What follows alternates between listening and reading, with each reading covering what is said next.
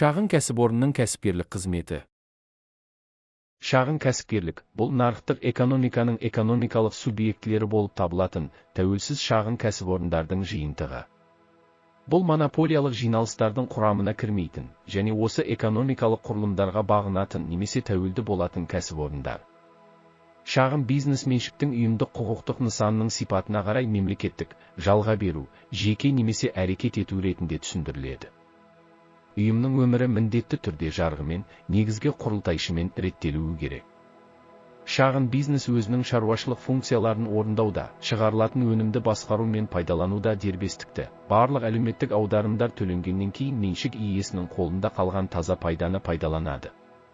Кәсіпкер еңбекақы төлеу нысандарын, жүйелері мен мөлшерін дербес айқындауға құқылы. Сіздің алдыңызда оқуға қажетті үстел бар.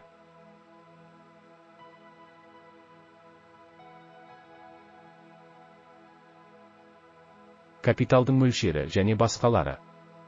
Шағын кәсіпкерліктің мәні оның экономикалық және әлеуметтік функцияларында көрінеді. Халық пен қоғамның тауарларға, жұмыстарға, қызметтерге, қажеттіліктерін жақсырақ қанағаттандыруға ықпал ететін бәсекеге қабілетті, өркениетті нарықтық қатынастарды қалыптастыру, тауарлардың, жұмыстардың, қызметтердің ассортиментін кеңейту және сапасын арттыру. Тұтынушылардың сұраныстарын қанағаттандыруға ұмтыла отырып, шағын бизнес тауарлардың, жұмыстардың, қызметтердің сапасын және қызмет көрсету мәдениетін арттыруға ықпал етеді. Экономиканы құрылымдық қайта құруға жәрдемдесу. Шағын кәсіпкерлік экономикаға икемділік, ұтқырлық, ептілік береді. Тауарлар мен қызметтерді өндіруді нақты тұтынушыларға жақындату, өндірісті дамыту үшін халықтың жеке қаражатын тарту, қосымша жұмыс орындарын құру, жұмыссыздық деңгейін төмендету, адамдардың шығармашылық қабілеттерін тиімді пайдалану, олардың таланттарын ашу, қолөнердің әртүрлі түрлерін, халықтық қолөнерді игеру, ірі өндірістегі жұмыс белгілі бір шектеулерге ие, үй шаруасындағы әйелдер, зейнеткерлер, мүгедектер, оқушылар. Халықтың жекелеген топтарын еңбек қызметіне тарту, меншік иелерінің, кәсіпорындардың, фирмалардың, компаниялардың иелерінің әлеуметтік қабатын қалыптастыру, ғылыми-техникалық прогресті жандандыру. Шағын бизнестің орта және ірі кәсіпкерліктен ажырататын бірқатар ерекшеліктері бар.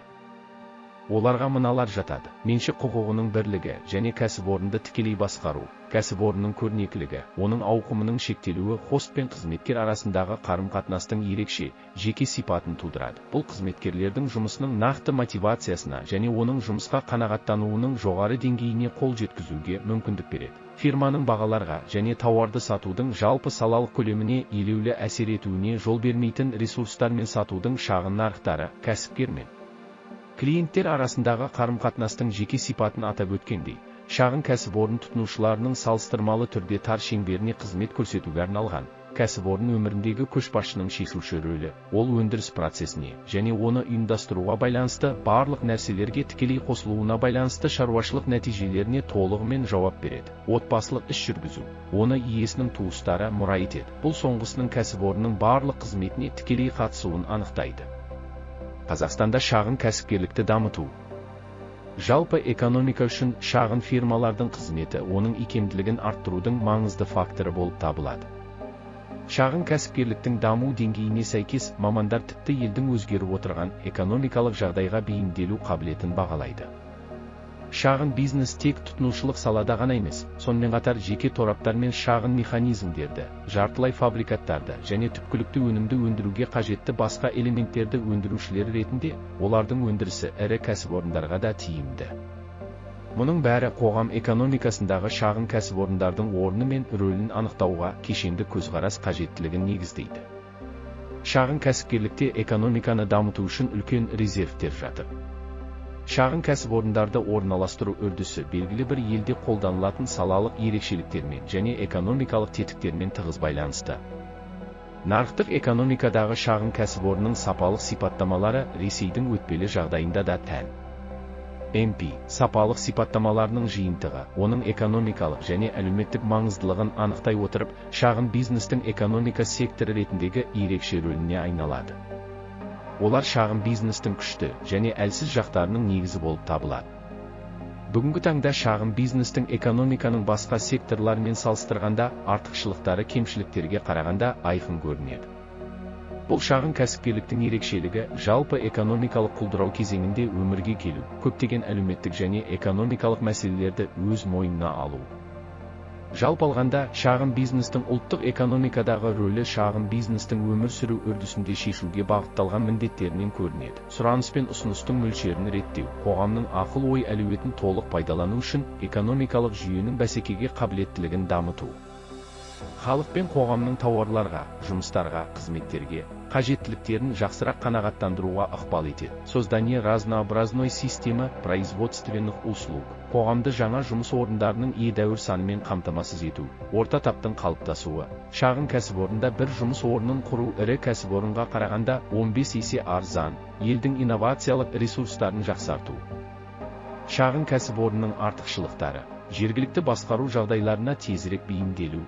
Шағын кәсіпорындардың іс-әрекеттерінің үлкен тәуелсіздігі, қабылданған шешімдерді қабылдау мен орындаудағы икемділік пен жеделдік. Шағын кәсіпорындардың іс-әрекеттерінің үлкен тәуелсіздігі, қабылданған шешімдерді қабылдау мен орындаудағы икемділік пен жеделдік. Жеке тұлғаның өз идеяларын жүзеге асыруға, өз қабілеттерін көрсетуге үлкен мүмкіндігі. Бастапқы капиталға деген қажеттіліктің төмендеуі және жергілікті нарықтардың талаптарына жауап ретінде өнімге және өндіріс үрдісіне тез өзгерістер енгізу мүмкіндігі. Меншікті капиталдың салыстырмалы түрде жоғары айналымы. Қазақстанда кәсіпкерлікті дамыту мемлекеттің экономикалық саясатының басым бағыттарының бірі болып табылады. Жоғары технологиялық өндірістер құруға бағдарланған орта тап пен бәсекеге қабілетті серпінді бизнес, қоғамдастықты қалыптастыруға ұмтылады. Шағын кәсіпорындар ұтқырлығымен ерекшеленеді. Сондықтан сұраныс пен ұсыныс тұтынушылардың өзгеретін ассортименті мен талғамына байланысты тауарлар мен қызметтерді өндіруде өздерін сенімді сезінеді. Шағын кәсіпорындар және жалпы шағын бизнес аймақтық және жергілікті қажеттіліктерге барынша бағытталған экономикалық қызметте өз орнын тапты.